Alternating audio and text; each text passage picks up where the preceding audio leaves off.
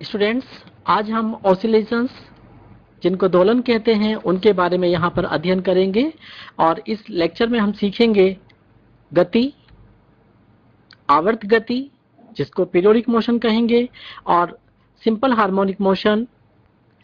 इन दोनों के बीच में जो कनेक्शंस है, यूनिफॉर्म सर्कुलर मोशन और सिंपल हार्मोनिक मोशन के बीच में relationship, then differential equations of simple harmonic motion and its solutions. उसके बाद इनका जो ग्राफिक रिप्रेजेंटेशन होगा, जैसे कि आपने देखा था वेग का, त्वरण का, हम लोगों ने यहाँ पर ग्राफिक रिप्रेजेंटेशन देखा था, तो यहाँ जो पीरियोडिक मोशंस होंगे उसके ग्राफिक रिप्रेजेंटेशन को हम यहाँ पर अध्ययन करेंगे और उसमें जो ऊर्जा का जो संरक्षण होगा उसको हम यहाँ एनालिसिस करेंगे, अध्ययन करेंगे और आवर्तकाल। उसके पश्चात सिंपल पेंडुलम और अवमंदित दोलन, प्रणोदित दोलन एवं अनुनाद। सर्वप्रथम oscillations. What are oscillations? Motion that repeats themselves. एक ऐसी गति जो अपने आप को समय के अंतराल में रिपीट करती है उसे हम दोलन कहते हैं। Oscillation occurs when a system is disturbed from a position of stable equilibrium. आपने घड़ी का पेंडुलम देखा होगा और सामान्य जीवन में बहुत सारे आपने, अगर आप बाइक चला रहे हैं तो आपने देखा होगा जो स्पीड ब्रेकर आता है तो आपकी गाड़ी वहां जो ऑसिलेशंस हैं आप उनको अनुभव करेंगे। कुछ एग्जांपल्स है यहाँ पर, जैसे क्लॉक पेंडुलम स्विंग करता है, boats Bob up and down, पानी में जो लहरें आती हैं उससे नाव जो है आपकी वो ऊपर नीचे लहराती रहती है। इसी प्रकार से गिटार के जो स्ट्रिंग्स है जब आप उनको वाइब्रेट करेंगे उसमें से ध्वनि निकलेगी और वहां जो गति होगी वो ऑसिलेशंस होगी, दोलन होंगे। डायफ्राम्स इन ए स्पीकर आपने देखा होगा दैनिक जीवन में। इसी प्रकार से जो क्वार्ट्ज के क्रिस्टल हैं घड़ियों में ऑसिलेट करते हैं और उसी के आधार पर आप समय को कैलकुलेट करते हैं। एयर मॉलिक्यूल्स जो हम लोग श्वास में लेते हैं लेकिन जिनको हम लोग देख नहीं पाते, अप्रत्यक्ष गति है, मॉलिक्यूल्स का मोशन, इलेक्ट्रॉन्स और इसी प्रकार के जो अनेक प्रकार के जो मोशन हैं जिनका हम यहाँ अध्ययन करेंगे। कुछ वस्तुएं आपके सामने हैं, जरा इनको देखिएगा। स्वरित्र है, turning fork, then you have a pendulum clock. एक स्प्रिंग है और उस पर एक व्यक्ति लटका हुआ है। इसको आप कह सकते हैं कि एक स्प्रिंग जो जिसके द्वारा एक मास, एक द्रव्यमान जुड़ा हुआ है। और ये शॉकर है जो आप देख रहे हैं यहाँ पर, गाड़ी में शॉकर जो शॉक एब्जॉर्बर है सस्पेंशन स्प्रिंग के साथ लगा हुआ है और उसका जो एक फंक्शन है वो यहाँ पर दिया हुआ है। आप देख रहे हैं अटैच्ड टू कार फ्रेम, और पिस्टन है, देन विस्कस फ्लूइड है और अटैच टू कार एक्सल जो उसके साथ एक्सल है जो शॉक्स को यहाँ पर एब्जॉर्ब करता है। ये सारी वस्तुएं कैसी हैं जो ऑसिलेटरी हैं, दोलनी हैं। एक पेंडुलम आपके सामने है और इसी प्रकार का जो दोलन है उसी का हम उपयोग करके समय को कैलकुलेट करते हैं। पेंडुलम, क्वार्ट्ज क्रिस्टल, और एक सेकंड को डिफाइन करने के लिए आप जानते होंगे बेस्ड ऑन ऑसिलेशंस, जो सीजियम एटम है उसके ऑसिलेशंस के आधार पर समय की गणना की जाती है। एक सेकंड आप देख रहे हैं फिगर्स, इतने ऑसिलेशंस के बराबर होगा और that's the way how we can interpret the oscillations.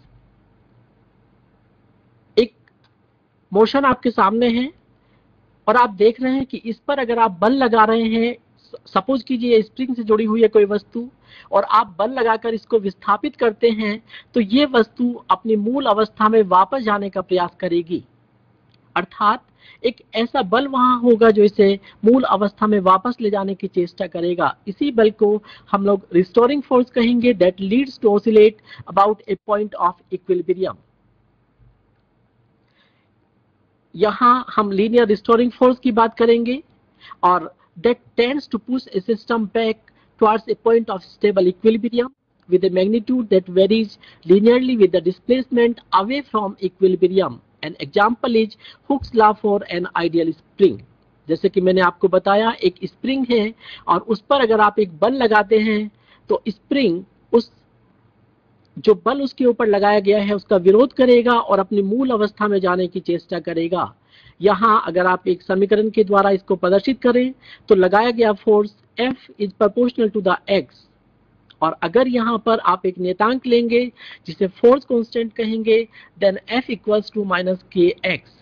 अगर आप न्यूटन के सेकेंड लॉ का यहाँ स्मरण करें, second order ordinary differential equation क्या होगी यहाँ पर, d2x over dt square minus k over m into x.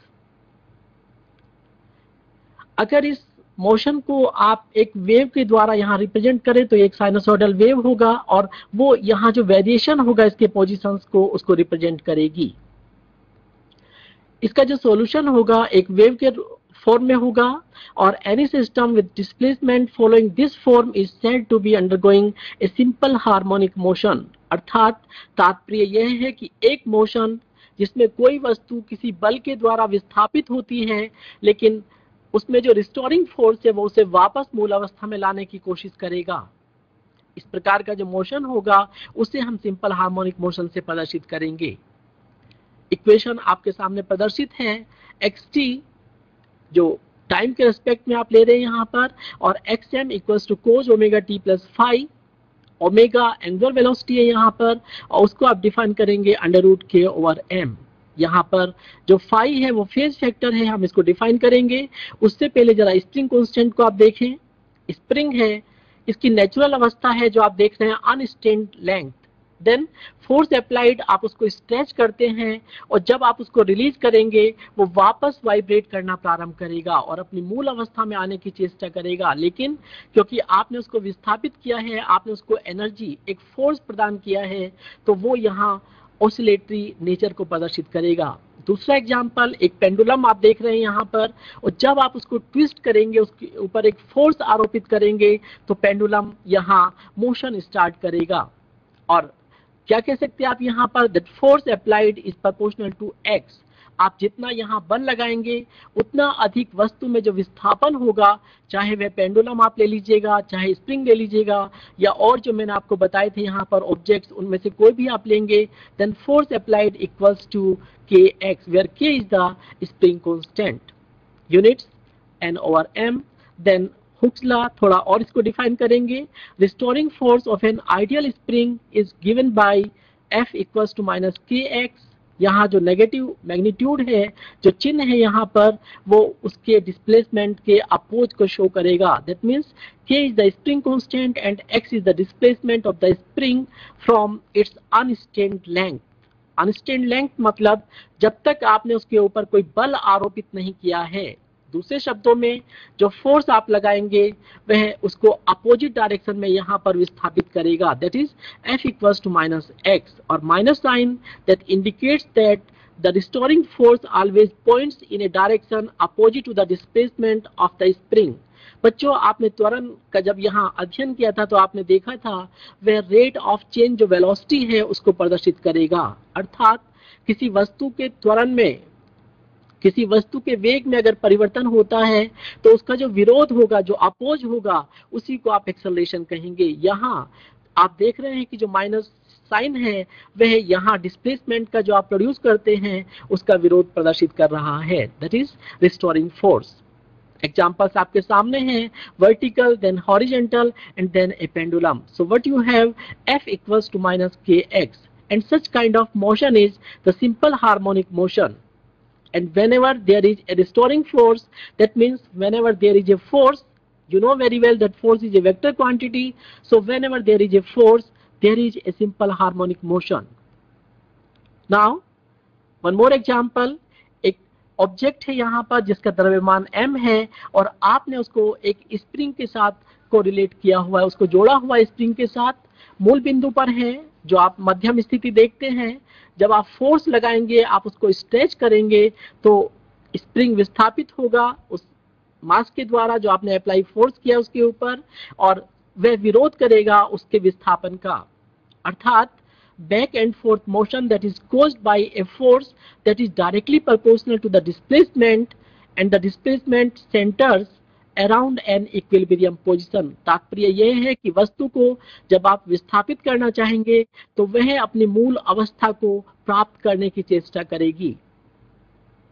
F is proportional to X and that is the Hooke's law. One of the simplest type of simple harmonic motion is called the Hooke's law. There is primarily reference to the springs. यहाँ K constant है, proportionality, spring constant, then K minus sign indicate करेगा उस बल के विरोध को, और इसी को आप रिस्टोरिंग फोर्स कहेंगे, that oppose the direction of displacement. कुछ और प्रकार से आप प्रदर्शित कर सकते हैं इसको यहाँ पर, applied force equals to kx, then gravity if you are considering equals to mg, and if you are remembering the Newton's second law, it equals to mass into acceleration. Acceleration opposite of the change in velocity. इसका मतलब अगर कोई वस्तु अपनी गति को परिवर्तित करना चाहती है तो उसका जो विरोध होगा that is force, applied force. अगर आप एक सर्कुलर मोशन लेंगे यहाँ पर तो उसके लिए एक रेफरेंस सर्कल लेंगे, and then that compares the circular motion of an object with its horizontal projection.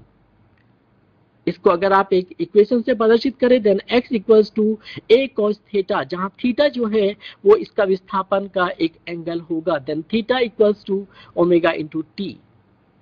x equals to a cos 2 pi ft. You can rewrite the equation, and x is the horizontal displacement, a is the amplitude, that is the maximum displacement in either the side, then theta is the reference angle by which you are deflecting the object, then omega equals to 2 pi f, and velocity अगर आप यहाँ देखेंगे simple harmonic motion में, then velocity of an oscillating body at any instant is the horizontal component of its tangential velocity. You can rewrite the equations, and then you have v equals to minus omega a sine omega t. Remember, here is the negative sign that opposes the change. Then v minus 2 pi f, rewriting the omega a sine 2 pi ft, where 2 pi f the omega angular velocity and a is the amplitude. जो आयाम होगा, जो विस्थापन होगा, उसका maximum displacement that is defined by a.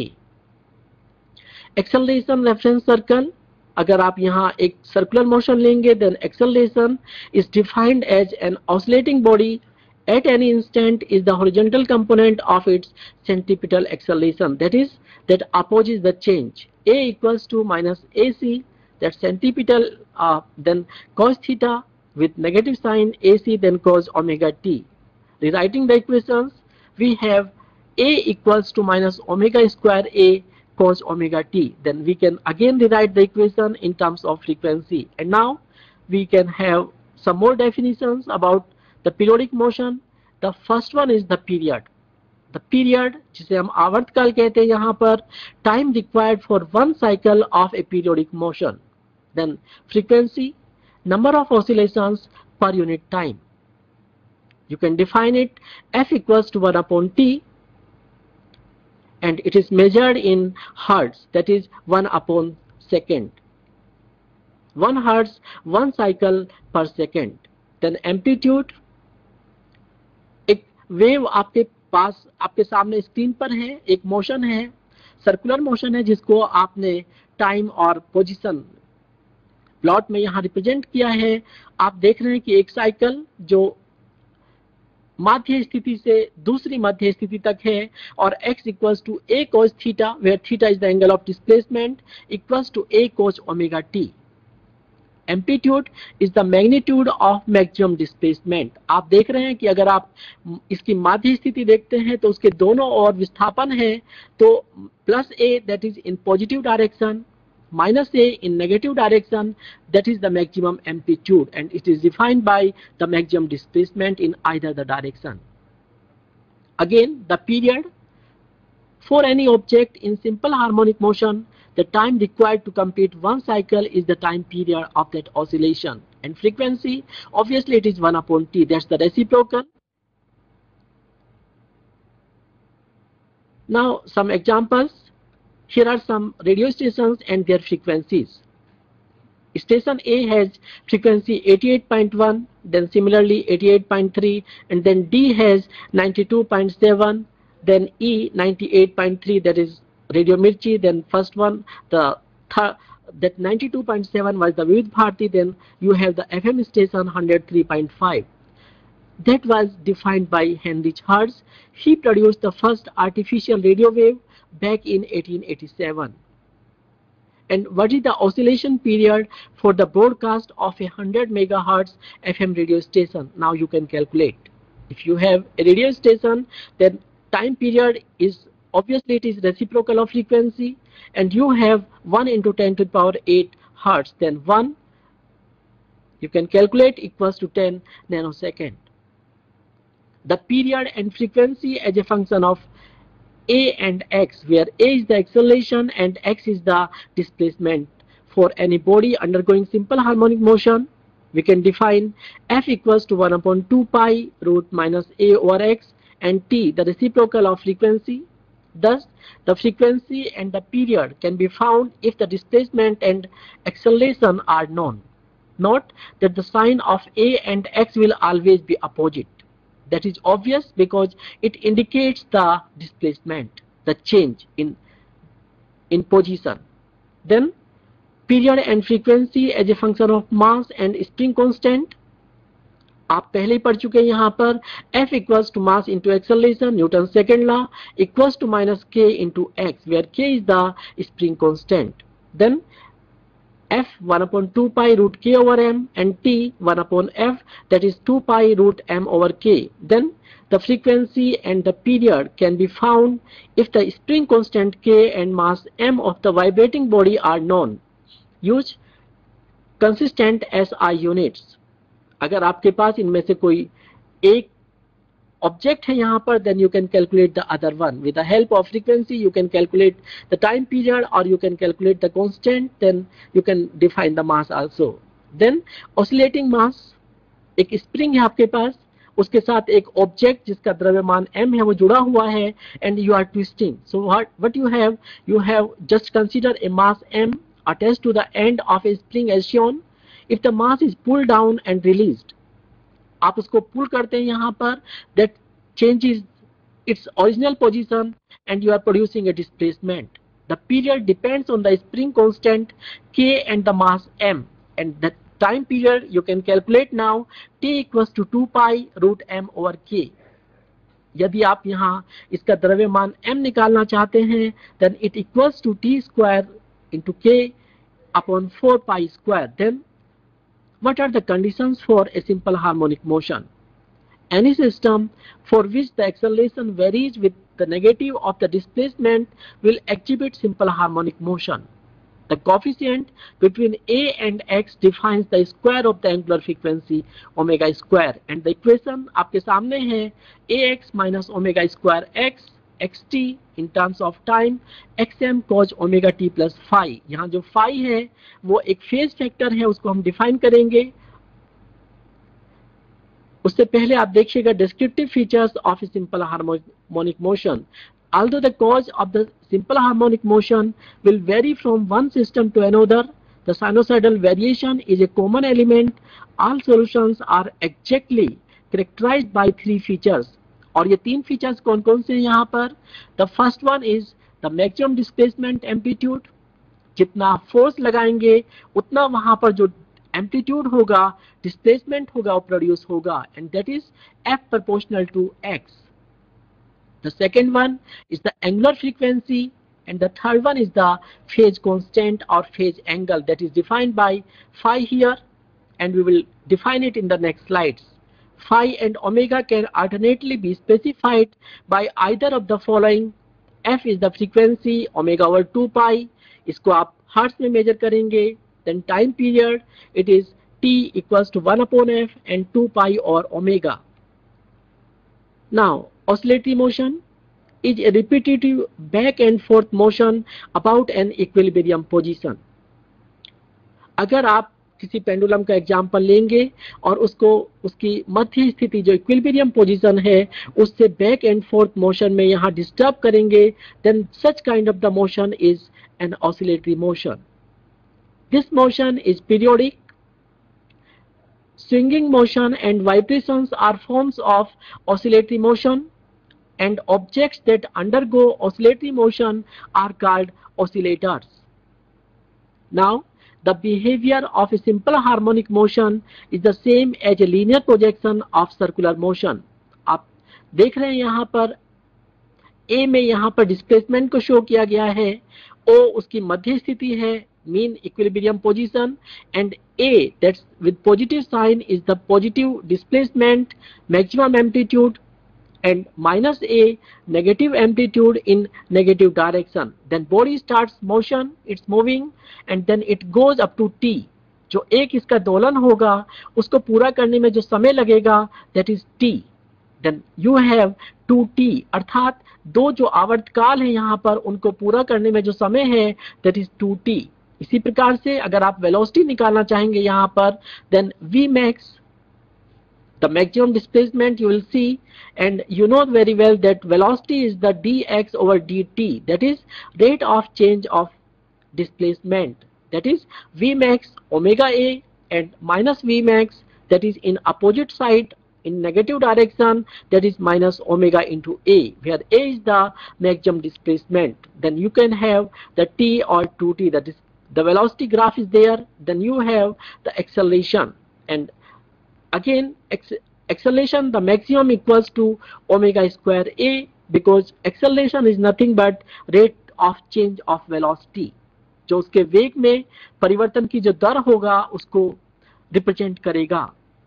यहाँ आप देख पा रहे हैं कि जो लीनियर प्रोजेक्शन है सर्कुलर मोशन का, उसमें डिस्प्लेसमेंट को, वेलोसिटी को, उसके एक्सेलरेशन को किस प्रकार से प्रदर्शित करेंगे।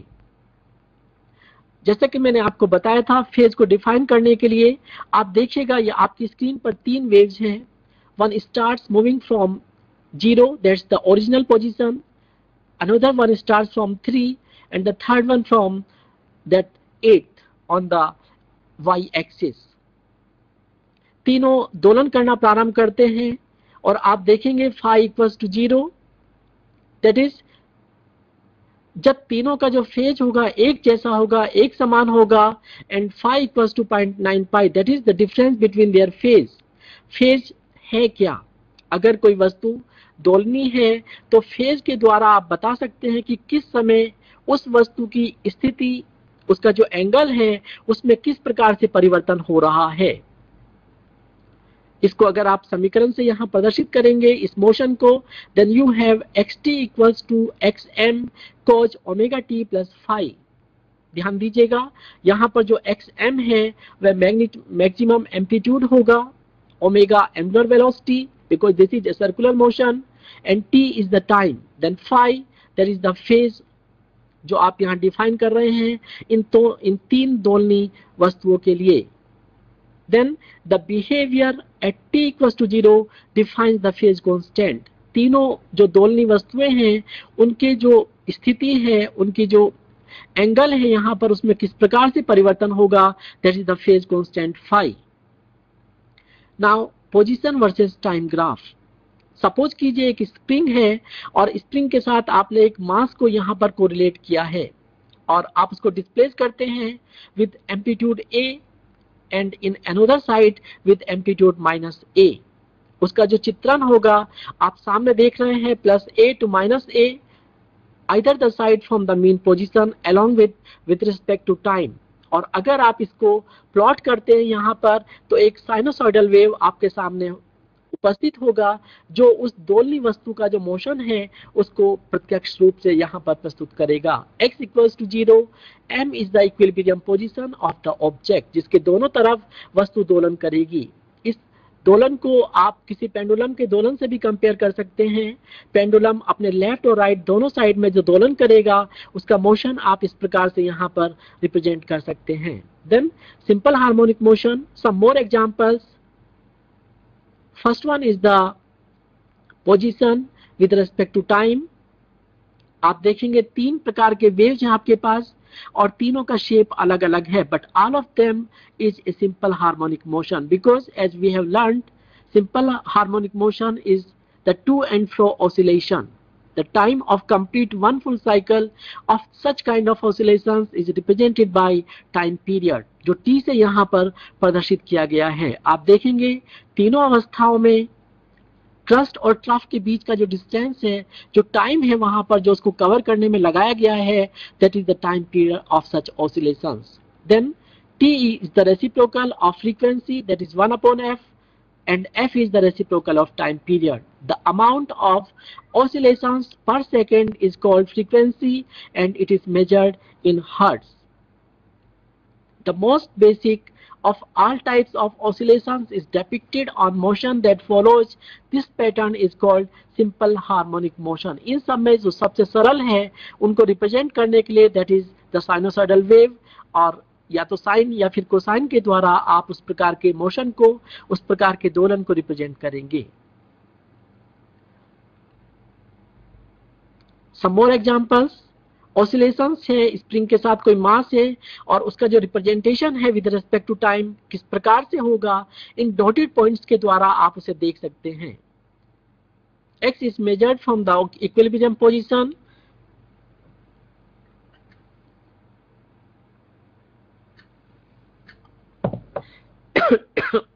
Sorry. Position where the object would be at rest. That is the mean equilibrium position, and because the motion is the sinusoidal sorry, that indicates the simple harmonic motion. Now the object maximum displacement from its equilibrium position is called the amplitude. By the time you can understand this very well, और चित्र के द्वारा अगर आप इसको represent करेंगे, then displacement, maximum displacement is the amplitude and the period with respect to time.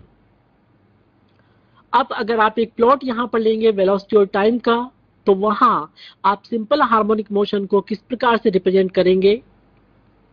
Everywhere the slope first derivative of the position graph is 0, the velocity graph crosses through 0. Motion आपके सामने है, आप देखेंगे screen पर जैसे जैसे वस्तु दोलन करना प्रारंभ करेगी अपनी मीन पोजीशन से, दैट इज रिप्रेजेंटेड बाय 0, आप उसके मोशन को विद रिस्पेक्ट टू टाइम यहां पर इंडिकेट करेंगे और y एक्सिस पर आपने उसके एम्पलीट्यूड को, जो डिस्प्लेसमेंट है 0, then 0.1, then 0.2, then in negative direction along with time, that is 2, 4 and 6 seconds you are representing. तो जो मोशन होगा यहाँ पर वो इस प्रकार से आप उसको प्रदर्शित कर सकेंगे. एक और एग्जांपल लीजिएगा. एक मास है जो अटैच्ड है एक स्प्रिंग के साथ और ऑसिलेट करना प्रारंभ करता है, उसका जो ग्राफ होगा जो यहाँ पर नीचे दिया गया है. अब देखना यह है कि जो पॉइंट P है दोलनी मोशन है और किसी अवस्था में जो मोशन है वो पॉइंट P पर है, तो उसका जो at the time labelled by the point P, उसका जो मास होगा उसका वेलोसिटी किस प्रकार का होगा, whether positive velocity and positive acceleration. दूसरी अवस्था है यहाँ पर positive velocity and negative acceleration. जो तीसरा केस हो सकता है बच्चों, that is negative velocity and positive acceleration, and fourth one is the negative velocity and negative acceleration. आप में से कोई गैस करेगा इसको. वस्तु दोलन करना प्रारंभ करती है और दोलन करते करते वह बिंदु P पर जाती है, तो बिंदु P पर उसकी वेलोसिटी और एक्सेलरेशन किस प्रकार का होगा. अगर आपने इसको गैस किया है तो आपका आंसर होगा at point P the velocity is positive and acceleration is negative. इसका कारण आप बता सकते हैं यहाँ पर, क्योंकि एक्सेलरेशन नेगेटिव होगा. Velocity because it is positive, velocity is trying to increase, और एक्सेलरेशन की प्रवृत्ति क्या है, it stops the change in velocity, it opposes the change in velocity. और वो जो अपोज होगा उसी को नेगेटिव एक्सेलरेशन से आप यहाँ प्रदर्शित करेंगे. तो at point P the velocity is positive and acceleration is negative. ये एक एग्जांपल था जिसके माध्यम से आप किसी दोलनी मोशन को आराम से समझ सकते हैं. उसको देखकर आप उसके बारे में प्रेडिक्ट कर सकते हैं कि मोशन किस प्रकार का होगा और किस समय वस्तु कहां पर किस अवस्था में होगी. एक और एग्जांपल आपके सामने है. We need a position function to describe the motion above. वस्तु है, स्टार्ट करती है एट एक x equals to a position से, then it starts towards the negative direction and after some time it reaches the mean position again, then इसके पास जो ऊर्जा है उसकी वजह से ये दूसरी तरफ गति करना प्रारंभ करेगी and passes through x equals to 0 at t equals to t4। आपके सामने स्क्रीन पर है, आप देख सकते हैं। And it reaches x equals to minus a at t equals to half t। चौथा केस है यहाँ पर, it passes through x equals to 0 at t equals to 3/4 times of t। Then fifth, it returns to x equals to a at t equals to t। यहाँ ध्यान देने की बात यह है कि it start from at equals to a and it reaches at x equals to a again at time capital T, that is the time period of the vibrating object। और ये जो डिस्टेंस होगा, ये जो इसने टाइम लिया है पूरे एक दोलन को कंप्लीट करने में, ये इस वस्तु का आवर्तकाल होगा। ऐसी वस्तु को जब आप किसी समीकरण से प्रदर्शित करेंगे तो उसके लिए समीकरण होगा xt। x यहाँ पर उसकी स्थिति के बारे में बताएगा और इट इक्वल्स टू, क्योंकि वस्तु है, दोलनी है, आप उसको कोस अथवा साइन के फंक्शन से डिफाइन करेंगे। Then you can have a cos 2 pi t over capital T, which is the time period of that object, that oscillatory motion. Then xt equals to a cos 2 pi t over t, and xt at any time it symbolizes the position as a function of time। यहाँ उस वस्तु का जो आवर्तकाल होगा वो 1/f होगा। Then a जो उसका एम्पलीट्यूड है, that is x max that equals to x minimum in another direction, in either the direction, one direction it is x maximum, the displacement which is maximum in positive direction, then in another side it is minimum x minimum। then xt a cos 2 pi f into t, then omega is 2 pi over t।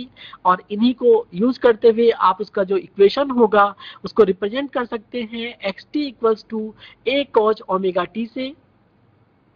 अगर आप t equals to capital T लेते हैं यहाँ पर कुछ समय के लिए, जो उसका आवर्तकाल होगा उसी समय आप उसकी स्थिति देखते हैं, then cos 2 pi that means cos 0 and xt equals to a, अर्थात एक दोलन के पश्चात वस्तु अपनी मीन पोजीशन पर वापस आ जाएगी और उसका इक्वेशन है xt equals to a cos omega t। Then उसका अगर आप यहाँ पर वेलोसिटी लेना चाहेंगे, वेलोसिटी आपको पता है rate of change of displacement, then d over dt, derivative with respect to time xt। In this context we will call omega as the angular frequency and vt equals to minus a omega sin omega t। What is the physical meaning of this product a into omega? Let's have a look। The maximum speed of an oscillation and V max equals to a omega। A is the amplitude and omega is its angular velocity। So maximum speed of an oscillation is defined by V max। Then इसको अगर आप एक velocity और जो time आपके पास plot है उससे अगर आप रिप्रेजेंट करेंगे, then you have a sinusoidal wave and it starts moving from position A, then goes to the mean position again after a time period of t, that is one cycle and 1 hour। जो आवर्तकाल है इसका time period है उसमें ये एक cycle अपना complete कर लेगी। ऑसिलेशंस अबाउट इक्विलिब्रियम, कुछ एग्जांपल्स हैं। then we can have a spring exerts a restoring force that is proportional to the displacement from equilibrium। आप इस समीकरण से अब भली भांति परिचित हो चुके हैं। f equals to minus kx minus that means oppose of the change. और यहाँ आप अलग अलग स्थितियां देख रहे हैं उस स्प्रिंग की जिसके साथ एक मास जुड़ा हुआ है। पहली स्थिति में वेलोसिटी 0 है, देन वेलोसिटी आपका फोर्स क्योंकि 0 है, then velocity is going to decrease, then again it's changing its position towards the mean position, it tries to regain its original position. Then a mass on a spring has a displacement as a function of time, that is a sine or cosine curve। Here a is called the amplitude of the motion और इसको आप represent कर सकते हैं यहाँ पर एक plot के द्वारा। अगर आप स्प्रिंग का मोशन लेंगे, अगर आप एक दोलन का मोशन लेंगे या आप एक पेंडुलम क्लॉक को लेंगे तो उसके मोशन को आप इस प्रकार से एक साइनोसॉइडल वेव के द्वारा प्रदर्शित कर सकेंगे। जहां v जो होगा उसके वेलोसिटी को शो करेगा और आप देखेंगे कि वस्तु एक आवर्तकाल के पश्चात अपनी मूल अवस्था में वापस आ जाएगी। If the period of the motion is t, जिसको आप आवर्तकाल से प्रदर्शित करते हैं, this is the time to complete one full cycle, we can write the position as a function of time and it is a cos 2 pi over t into t। यहाँ जो capital T है वो आवर्तकाल है और अगर आप किसी समय उसकी पोजीशन को देखना चाहते हैं और वो टाइम है t plus capital T, where capital T is the आवर्तकाल, टाइम पीरियड है उसका बॉडी का, स्प्रिंग हो सकता है, पेंडुलम हो सकता है या कोई और ऑसिलेटरी बॉडी हो सकती है, यहाँ पर is the same as the position at time t। अगर आप प्लॉट को रिमेंबर करें तो t प्लस t को अगर आप लेंगे तो वस्तु मूल अवस्था में वापस आ चुकी होगी। इसी प्रकार अगर आप t प्लस 2t को लेंगे, that means twice of the time period, again the body will be at its equilibrium position। एक सर्कुलर मोशन है यहाँ पर आप देख रहे हैं। Object in simple harmonic motion has the same motion as one component of an object in uniform circular motion। अगर कोई बॉडी है, रोटेटरी बॉडी है, आप इस एग्जाम्पल को अर्थ के एग्जाम्पल से भी ले सकते हैं, तो वो एक ऐसे रोटेट करेगा कि उसके जितने भी कंपोनेंट्स होंगे वो सब उसी वेलोसिटी, उसी यूनिफॉर्म वेलोसिटी के साथ, सर्कुलर मोशन के साथ रोटेट करेंगे। और अब यूनिफॉर्म सर्कुलर मोशन और सिंपल हार्मोनिक मोशन को आप किस प्रकार से कोरिलेट करेंगे, इसको देखेंगे। यहाँ पर object in circular motion has an angular speed of omega equals to 2 pi over t। t is the time period of the motion। then position as a function of time, आप उसकी position को, स्थिति को किसी भी समय with respect to time प्रदर्शित कर सकते हैं एक कोसाइन वेव के द्वारा, और x इक्वल्स टू होगा a cos थीटा के, जहां theta that is nothing but omega t, angular frequency into time, then 2 pi over t in terms of frequency into t, then angular frequency you can have omega equals to 2 pi over t। Similarly, the velocity as a function of time, जैसे कि आपने देखा velocity rate of change of displacement, जो उसका rate होगा then equals to minus a which is amplitude, maximum amplitude in either the direction into omega sin omega t, and acceleration dv over dt, then a equals to, आपने derivative किया है second time, then it is minus a omega square cos omega t। Similarly, both of these, the velocity and acceleration, are found by taking components of the circular motion quantities। Now the period of a mass on a spring, जो दोलनी motion है, यहाँ पर spring है या pendulum है या कोई और ऑब्जेक्ट है, उसका जो पीरियड है उसको हम कैलकुलेट करना चाहेंगे।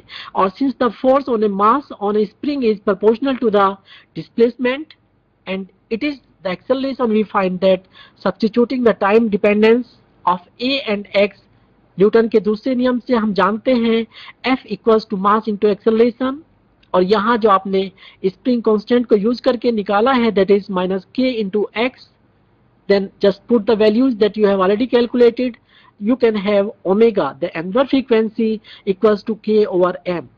इस समीकरण के द्वारा अगर आपके पास कोई दोलनी निकाय है, उसका आपको एंगुलर वेलोसिटी दिया गया है, फोर्स कांस्टेंट आपके पास है, तो आप उसके मास को, उसके द्रव्यमान को कैलकुलेट कर सकते हैं।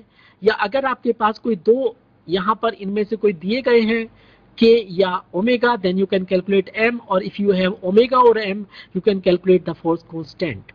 इसी प्रकार कुछ दोलन आपके सामने हैं, यहाँ पर आप देखेंगे t equals to 2 pi over m के, जो आप कैलकुलेट कर चुके हैं, और इन निकाय के लिए जो अलग अलग दोलनी ऑब्जेक्ट्स आपके सामने हैं आप इसको कैलकुलेट कर सकेंगे।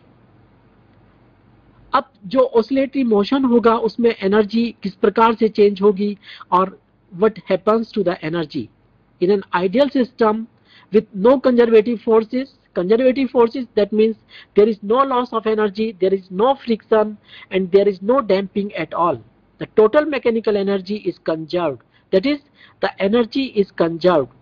उस दोलनी जो निकाय होगा उसकी संपूर्ण ऊर्जा संरक्षित रहेगी।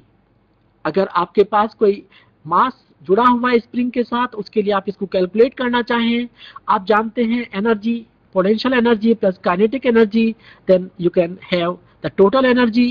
And किसी दोलनी निकाय के लिए टोटल एनर्जी जो होगा वो कांस्टेंट होगा. Since we know the position and velocity as a function of time, we can find the maximum kinetic and potential energies. That is U max half k a square, then k max. Equation आपके सामने है. It is half k a square, and then potential energy of a linear oscillator is associated entirely with the spring. अगर आप उसको calculate करना चाहेंगे, then you have half kx square, and then you can change. चित्र में आप देखेंगे यहाँ पर एनर्जी जो है वो एक दूसरे में चेंज होगी. वस्तु जब मूल स्थिति में आएगी तो वो पोटेंशियल एनर्जी को गेन करना चाहेगी, लेकिन जब वहां से वो दूसरी दिशा में गति करना चाहेगी, then it converts into kinetic energy, and kinetic energy becomes maximum. Again at the end points it want to reach the equilibrium state. That means again it reaches to the potential energy, and potential into kinetic energy they changes immediately. The kinetic energy of the system is associated entirely with the speed of the block. आप calculate कर सकेंगे इसको. Total mechanical energy of the system is conserved. That is U plus K equals to half kx m square. और चित्र से अगर आप देखेंगे both are balancing. That means kinetic energy is changing into potential energy, and potential energy is changing into kinetic energy. As a function of time अगर आप इसको represent करेंगे, then you have E equals to U plus K, sum of the energies, and it becomes as half k a square. The total energy is constant. As the kinetic energy increases, the potential energy decreases and vice versa. जैसे कि मैंने आपको बताया, अगर वस्तु mean position पर है, अपने इक्विलिब्रियम पोजीशन पर है, वह अपनी स्थिति में किसी प्रकार के परिवर्तन का विरोध करेगी. That means it does not want to change its position, but because you are applying some force, then energy is changing into another, and it's vice versa. Potential into kinetic, and kinetic energy that again changes into potential, but total energy that remains constant. अगर आप energy versus time का यहाँ plot करना चाहेंगे, आप देखेंगे U और K both are balancing, और ये जो क्रॉस पॉइंट्स आप देख रहे हैं यहाँ पर, that represents the mean position of the oscillatory system. जो पेंडुलम है या स्प्रिंग है, उसका जो मीन पोजीशन होगा, इक्विलिब्रियम पोजीशन होगा, उसको यहाँ पर रिप्रेजेंट करेगा, और एक प्रकार से ये उसका जो आवर्तकाल होगा T, उसको भी यहाँ पर शो करेगा. This diagram shows how the energy transforms from one into another, while the total energy of the system, whether it is a pendulum, whether it is a clock, or whatever the system it is remain constant. Pendulum का एक example आपके सामने है. Mean अवस्था से दोनों ओर ये दोलन कर रहा है यहाँ पर, और consist of a mass m. Define अगर आप इसको करेंगे, then mass is suspended by a string of rod of length l. It is having a negligible mass. The angle it makes with the vertical varies with the time as a sine or cosine. इस दोलनी motion को अगर आप represent करेंगे तो एक sine wave या cosine wave के function से आप इसको यहाँ पर प्रदर्शित कर सकेंगे. कंपोनेंट्स हैं, आप उनको डिफाइन कर सकते हैं यहाँ पर. Looking at the forces on the pendulum bob, we see that the restoring force is proportional to sine theta. Restoring force, जैसा कि मैंने आपको बताया था, एक ऐसा फोर्स जो उस वस्तु को उसकी मीन पोजीशन में वापस लाने की चेष्टा करेगा, and that is proportional to sine theta. That means जो वस्तु है अपनी स्थिति में किसी भी प्रकार के चेंज को पसंद नहीं करेगी, लेकिन आपने क्योंकि उसके ऊपर फोर्स लगाया है, then it changes its position. Then whereas the restoring force for a spring is proportional to the displacement. दूसरे शब्दों में, आप जितना उसके ऊपर फोर्स लगाएंगे उतना ही उसका जो डिस्प्लेसमेंट होगा वो ज्यादा होगा, और उसका जो रिस्टोरिंग फोर्स होगा उसके डिस्प्लेसमेंट के प्रोपोर्शनल होगा. वस्तु को आप मीन पोजीशन से जितना दूर ले जाएंगे उसका रिस्टोरिंग फोर्स उतना ही ज्यादा होगा. It is theta in this case, जो आपने लिया है यहाँ पर angle of displacement. However, for small angles, sin theta and theta are approximately equal. अगर एंगल छोटा है तो आप इसको नेग्लेक्ट करेंगे। एक दोलनी निकाय आपके सामने है और सेंटर ऑफ जो ग्रेविटी है, सेंटर ऑफ मास, उसके परिते ये यहाँ पर दोलन कर रहा है। Then you have a pendulum is a solid mass, physical pendulum जिसको आप डिफाइन करेंगे, oscillates around its center of mass but cannot be modeled as a point mass suspended by a massless string. ध्यान दीजिएगा, it is a massless string.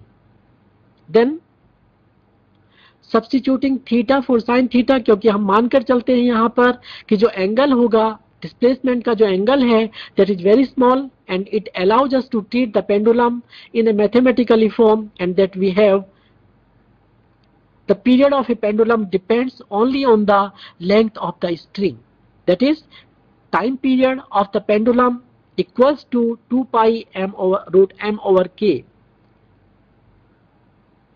2 pi L over G. जब आप यहाँ gravity को consider करेंगे, then it becomes L over G. That is, L is the length of the pendulum and G is the gravity.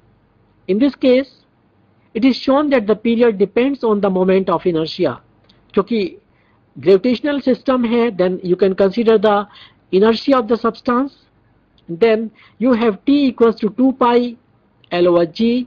Then substituting the moment of inertia of a point mass at a distance L from the axis of the rotation, we can have time period equals to 2 pi L over G into under root I over m L square, जहां I जो होगा उस वस्तु का inertia होगा।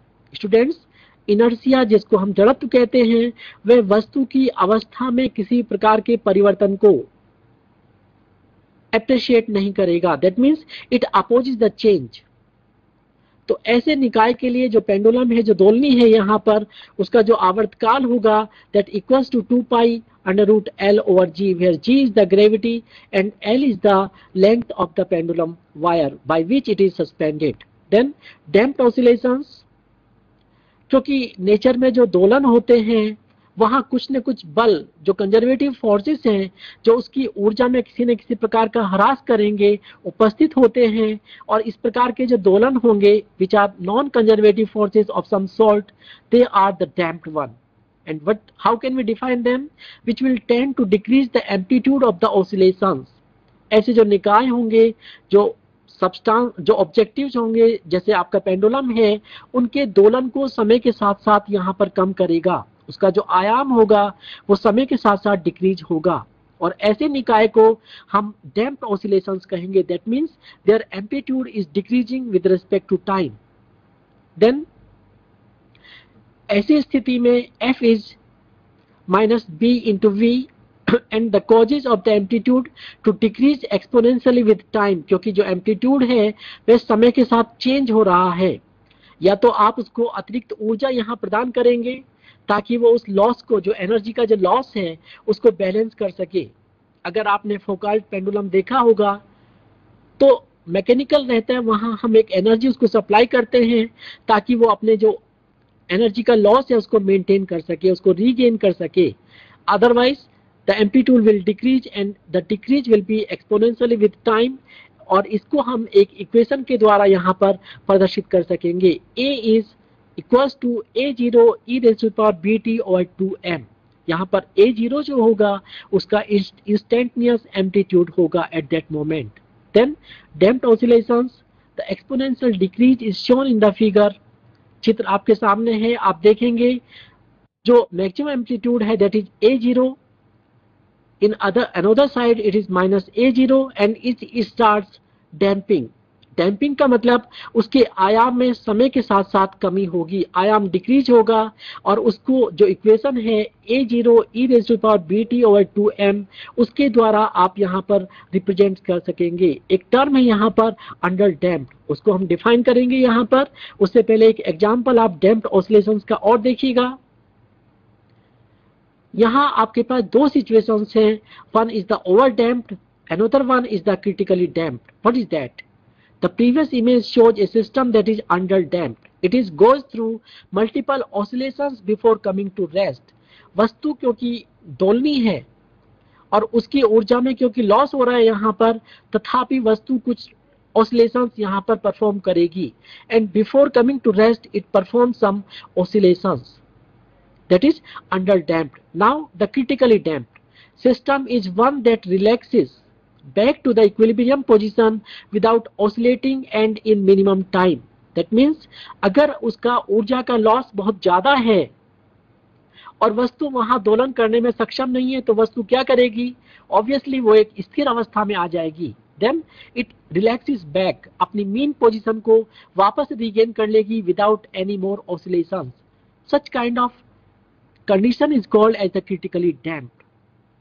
So you have over damped situation when there are some oscillations before coming to the rest. You have critically damped situations when जो object है आपके पास वो तत्काल स्थिर अवस्था में आ जाएगा and it will not perform any more oscillations. एक और कंडीशन है यहाँ पर, दैट इज ओवर डैम्प्ड. जैसा कि मैंने आपको बताया था, system will also not oscillate but is damped so heavily that it takes longer to reach equilibrium. यहाँ इसको इक्विलिब्रियम अवस्था को प्राप्त करने में ज्यादा समय लगेगा in comparatively to the critically damped situation. Such kind of the oscillations are called as the damped oscillations. अपनी दैनिक दिनचर्या में अगर आप देखेंगे नेचर में, तो आपको क्रिटिकली डैम्प्ड, ओवर डैम्प्ड और जो डैम्प्ड ऑसिलेशंस है उस प्रकार के उदाहरण आपको सब तरफ मिल जाएंगे. आप केवल उसको ऑब्जर्व करने की कोशिश करेंगे. जो प्रणोदित दोलन है, ड्रिवन ऑसिलेशंस है और रेजोनेंस है, उनको थोड़ा हम यहाँ देखना चाहेंगे.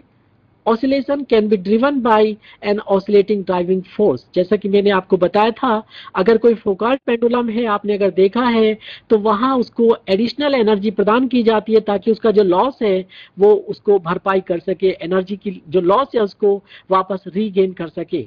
एक ट्विस्ट जो है यहाँ पर दोलन का, पेंडुलम का आप देख रहे हैं, we are twisting it in either the direction. The frequency of this driving force may or may not be the same as the natural frequency of the system. यहाँ एक शब्द आप देखेंगे, नेचुरल फ्रीक्वेंसी. नेचर में जितने भी objects हैं, all of them have the natural frequency. आपने देखा होगा हमारे जो भवन हैं कभी कभी अर्थक्वेक में नष्ट हो जाते हैं. क्यों? क्योंकि बिल्डिंग का भी अपना एक नेचुरल फ्रीक्वेंसी है और अर्थक्वेक की फ्रीक्वेंसी से अगर वो मैच कर जाता है, then such kind of situation when two frequencies are matching at the same rate, it is called as the resonance. और स्टूडेंट्स, कभी कभी रेजोनेंस की कंडीशन काफी क्रिटिकल रहती है and that becomes very difficult. मैं एक एग्जांपल आपको दूंगा यहाँ पर. उससे पहले आप देखेंगे ड्रिवन ऑसिलेशंस एंड रेजोनेंस. देखिएगा, आपके पास सिचुएशन है स्मॉल डैम्पिंग की. Small damping means there is less loss of energy. Then you have the case of large damping. That means you have loss of energy immediately. Damping बहुत ज्यादा है, वस्तु तत्काल रुक जाएगी. आप अगर बाइक से जा रहे हैं, आप उसमें ब्रेक अप्लाई करेंगे तो आप देखेंगे तत्काल जो उसमें शॉकर्स लगे हैं, शॉक एब्जॉर्बर लगे हैं, they will start working. That means damping is large. So small damping amplitude is large. Large damping amplitude decrease immediately. If the driving frequency is close to the natural frequency, what happens? The amplitude can become quite large, and such a situation when damping is small, this is termed as the resonance. अनुनाद जिसको कहते हैं आप यहाँ पर, जहाँ दो frequencies आपस में मैच कर जाएंगी और एम्पलीट्यूड जो होगा उस निकाय का बहुत अधिक हो जाएगा, then it is called as the resonance. देखिएगा, एक ब्रिज है आपके पास, ये अपनी नेचुरल फ्रीक्वेंसी से ऑसिलेट कर रहा है. It's not going to get any difficulty. It's vibrating at its natural frequency. After some time there is sudden earthquake comes and what happens? There is the resonance and you see the situation. This is the resonance. Earthquake के दौरान जो bridge का frequency है वो natural frequency है, वो earthquake की frequency से मैच कर जाएगा और ब्रिज जो होगा वो डैमेज हो जाएगा. That is the resonance. आपसे एक सवाल अक्सर पूछा जाता है कि जब आर्मी है किसी ब्रिज के ऊपर से क्रॉस करती है, उसको दूसरी तरफ जाती है, तो उनको कदम ताल करने से मना किया जाता है. व्हाई? बिकॉज द फ्रीक्वेंसी में match and the resonance situation में occur. So just to avoid such conditions. Now driven oscillations, कुछ एग्जांपल्स हम लेंगे यहाँ पर। All objects have a natural frequency at which they tend to vibrate when disturbed. अगर आप किसी भी वस्तु को कोई फोर्स लगाएंगे तो आप उसकी जो नेचुरल फ्रीक्वेंसी होगी उसको डिस्टर्ब करेंगे। एग्जाम्पल आपके सामने है, जैसे जैसे आप फोर्स लगाते जाएंगे सिचुएशंस अलग अलग होती जाएंगी और वस्तु की जो फ्रीक्वेंसी है, जो एम्पलीट्यूड है, वो यहाँ पर चेंज हो जाएगा। Objects may be exposed to a periodic force with a particular driving frequency. और यहाँ जो driven frequency होगी that matches the natural frequency, that means there is the resonance condition. And now xt equals to a cos omega. When collecting and modeling data of simple harmonic motion, your mathematical model had a value as shown below. हम उसको एक equation से यहाँ पर represent कर सकेंगे जहाँ x equals to a or x equals to minus a. That means amplitude in either the direction. The maximum displacement either in positive x direction or in positive y or negative y direction. Similarly, this value represents our initial conditions. We call it the phase angle. मतलब जो दोलनी निकाय है वो अपनी मूल अवस्था में वापस आ जाएगा. That is the phase angle when it becomes at its equilibrium position. Xt equals to a cos omega t plus phi, where phi is the phase angle, omega angular velocity, and you can define a as maximum amplitude in either the direction. Simple harmonic motion और circular motion को अगर आप compare करें, एक ball है यहाँ पर जो रोटेट कर रही है एक सर्कुलर मोशन में, और अगर आप उसको यहाँ रिप्रेजेंट करना चाहेंगे, then uniform circular motion projected onto one dimension is simple harmonic motion. That means both are going to be same. इसीलिए हमारे जो प्लैनेट्स हैं, अर्थ है, अदर प्लैनेट्स हैं, उनका जो मोशन है that is circular motion, that is simple harmonic motion, and we can define them with the sinusoidal or cosine waves. It started at angle 0, that is the displacement that starts from angle 0, and omega, that is d phi over dt, where phi, the phase angle as we have already studied here, equals to omega t. Then equation, it's on your screen, and it is the simple harmonic motion, both are same. Now initial conditions, what we have, phi equals to omega t plus phi naught. यहाँ जो phi naught होगा, phi के साथ जब आप शून्य लेते हैं, then it is called as phi naught. That is the instantaneous phase. जैसा कि मैंने आपको बताया था, वस्तु जब दोलन करना प्रारंभ करेगी तो अपनी मीन पोजीशन से आइदर प्लस और नेगेटिव साइड में वाइब्रेट करेगी, ऑसिलेट करेगी. तो उसकी अगर किसी समय at instantaneous time, what the phase it has, it is denoted by phi naught, and total phase of that object is phi, that is omega t plus phi naught. आप उसको equation में यहाँ पर यूज करेंगे. जब opposite side में जाएंगे then minus a you can use, and what you have vx, that is velocity, equals to vmax sin omega t plus phi naught. And now the phase constant, उनके phase की क्या स्थिति रहेगी यहाँ पर, उसको देखने के लिए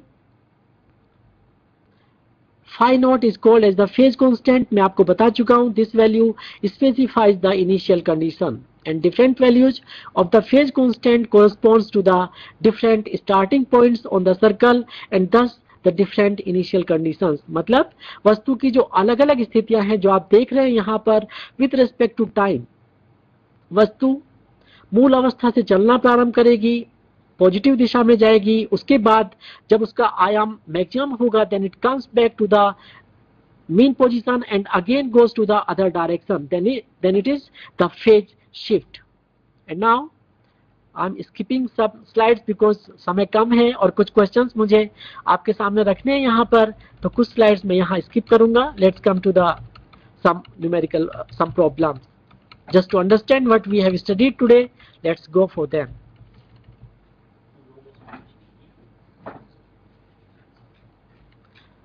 एक इंटरेस्टिंग चीज मैं आपको बताना चाहूंगा यहाँ पर, हाउ डू एस्ट्रोनॉमर्स वेक्स.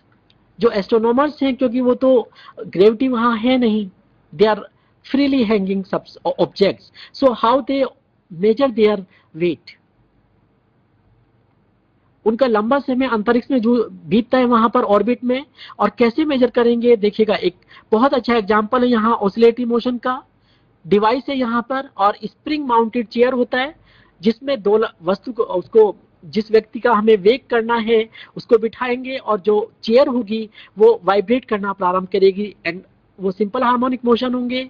हम उनका पीरियड यहाँ पर कैलकुलेट कर लेंगे and finally what happens, we have equation m equals to T square K over 4 pi square. देखिए दोलनी चेयर है आपके सामने और ऑसिलेट करेगी उस जिसका हमें वेग करना है उस एस्ट्रोनॉट को बिठाकर, और उसकी हेल्प से हम उसके जो मास है यहाँ पर जो वेग है उसको यहाँ पर निकाल सकेंगे ऑर्बिट में जब वो यहाँ पर ट्रेवल कर रहे हैं उस समय। समरी हम आज क्या पढ़ चुके हैं यहाँ पर, period you know very well, this is the time required to complete one complete cycle. Then frequency 1 upon t, reciprocal of time.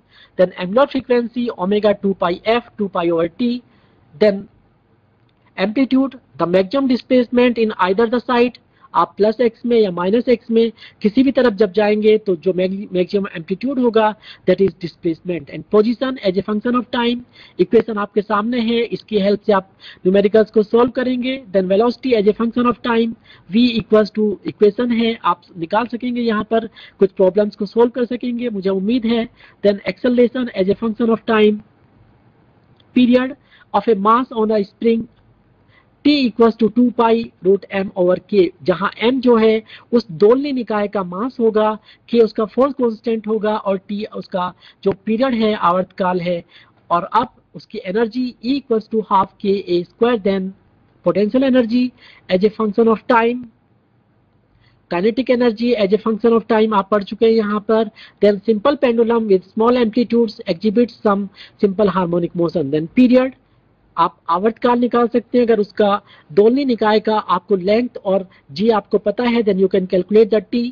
Period of a physical pendulum you can calculate अगर उसका इनर्शिया आपको दिया गया है।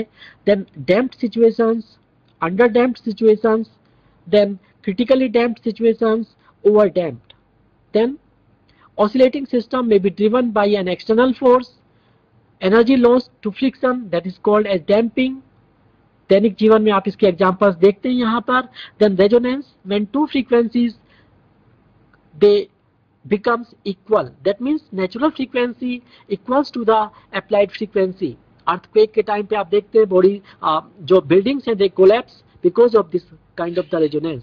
Then summary, simple harmonic motion, the motion which the body moves back and forth over a fixed path, turning to each position and velocity after a definite interval of time। Then Hooke's law, F is proportional to X। जब आप proportionality का चिन्ह हटाएंगे then becomes the minus K, that minus is the approach in the change in the position।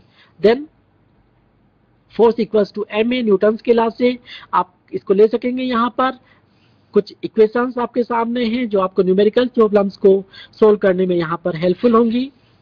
Then period and frequency of a vibrating string, आप calculate कर सकेंगे frequency को with the help of these formulas. And then time period you can calculate, pendulum के लिए आप calculate कर सकेंगे frequency and time period. Similarly the periodic motion. Then examples, अगर कोई आपके पास सस्पेंडेड मास है जो 30 कंप्लीट ऑसिलेशंस करता है यहाँ पर इन 15 seconds, what is the period and frequency of the motion?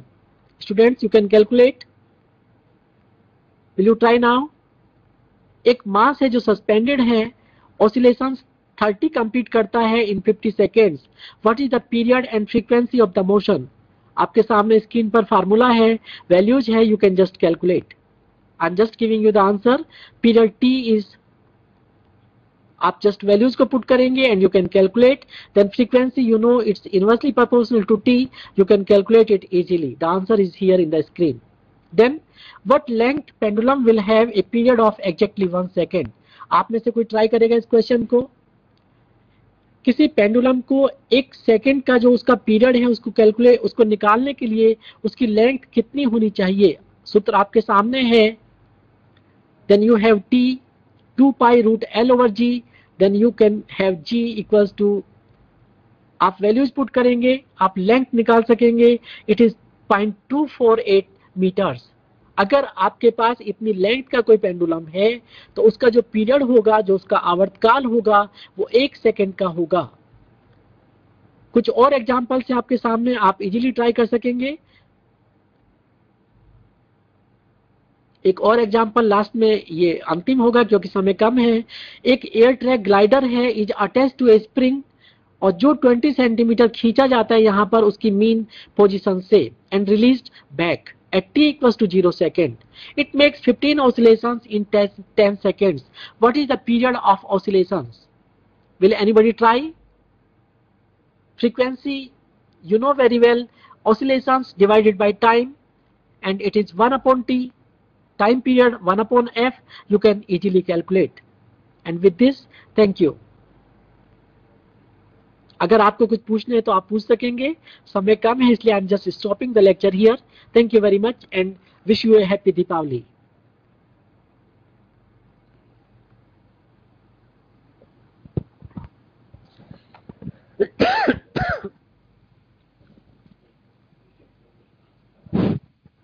Hello.